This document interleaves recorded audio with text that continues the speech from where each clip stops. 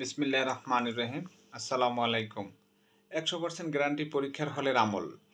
যে কোনো পরীক্ষার হলে বসে যদি 3টি আমল করে আপনি পরীক্ষা দিতে পারেন, আল্লাহ রাব্বুল আলামিন আপনাকে সাহায্য করবেন।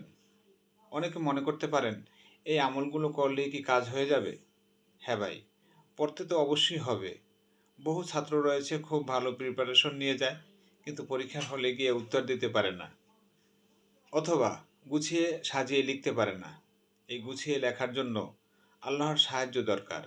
আল্লাহর সাহায্যের জন্য এই আমল 3টি মনে বিশ্বাস রেখে করবেন। প্রথমে ইস্তেগফার। ইস্তেগফার করার পর দরুদ শরীফ পড়বেন এবং আউযুবিল্লাহ বিসমিল্লাহ শুদ্ধভাবে পড়ে সূরাতুল ফাতিহা একবার পাঠ করবেন। পাঠ করে আল্লাহর উপর তাওয়াক্কুল রেখে লেখা শুরু করবেন। অবশ্যই আল্লাহ আপনাকে সাহায্য করবেন।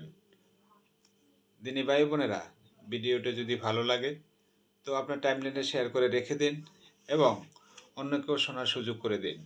আমিন।